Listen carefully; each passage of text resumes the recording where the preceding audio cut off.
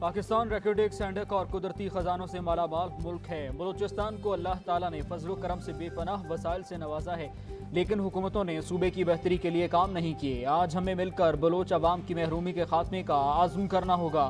بلوچستان کے عوام دلیر اور خوددار ہیں، وعدہ کرتا ہوں گوادر کی ترقی کی مثال بنائیں گے۔ وزیر اعظم شہباز شریف کا گوادر میں تقریب سے خطاب اور نیوز کانفرنس۔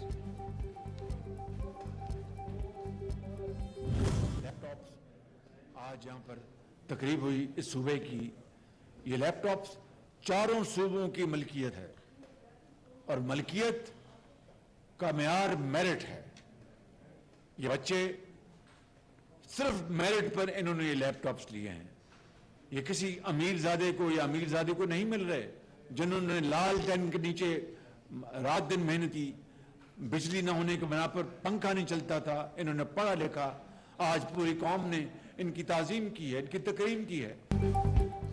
گوادر میں مستحق ماہی گیروں میں چیک اور طلباء اور طالبات میں لیپ ٹاپس تقسیم کرنے کی تقریب سے خطاب میں وزیر اعظم نے کہا، غریب کے بچے کو ہی لیپ ٹاپ ملے گا، کسی محل میں رہنے والے خود پورے کریں۔ آج بھی بچوں سے ملا تو دل افسردہ ہوا کہ کیسے غریب والدین اپنے بچوں کی تعلیم کے اخراجات پورے کرتے ہیں۔ افسوس ہے کہ گزشتہ حکومت نے صرف باتیں کی۔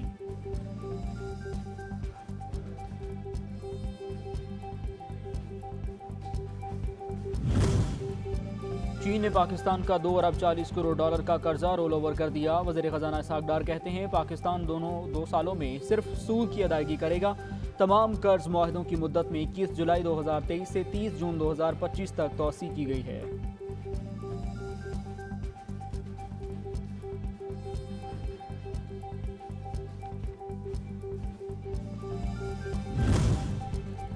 دو ارب سے زائد کے واجبات کی عدم ادائیگی کا نتیجہ ایف بی آر نے پی آئی اے کے بینک اکاؤنٹس منجمد کر دیے۔ ذرائع کے مطابق پی ایس او نے بھی قومی ایئر لائن کی پروازوں کو فیول کی فراہمی سے انکار کر دیا۔ حکام کے مطابق اکاؤنٹس کو جلد بحال کروا لیا جائے گا۔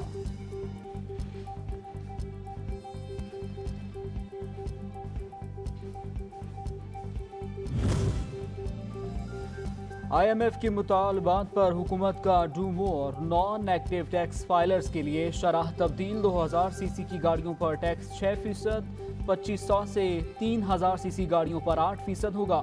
بینکوں سے 50,500 روپے نکلوانے پر 303 روپے، عام رقم پر 330 روپے ٹیکس ہوگا۔ 55 سے 75,000 روپے نکلوانے پر 450 روپے ادا کرنا ہوں گے۔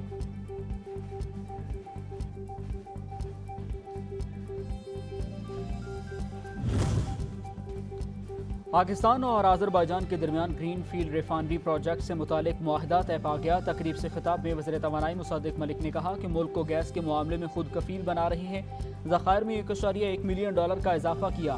آذربائیجان سے ماہانہ 1 LNG جہاز پاکستان آئے گا۔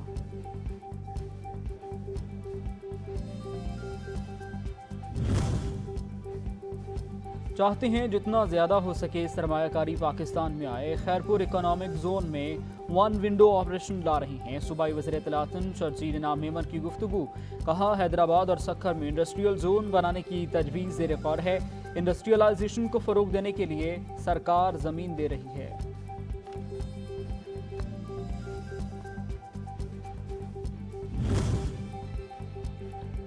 گورنر سندھ کامران ٹیسوری سے قائد حزب اختلاف سندھ اسمبلی رانا انصار کی ملاقات۔ عوامی فلاح و بہبود کی قانون سازی پر گفتگو۔ رانا انصار نے گفتگو میں کہا، سندھ اپوزیشن جماعتوں کے اعتماد پر فخر ہے، صوبے کی ترقی اور عوامی فلاحی اقدامات اولین ترجیح ہوں گے۔ 3 ماہ کے اندر گلگت بلتستان میں بلدیاتی الیکشن کرائیں گے۔ حد بندی کا کام جاری ہے۔ بلدیاتی الیکشن بلدیاتی ایکٹ 2014 کے تحت ہوں گے۔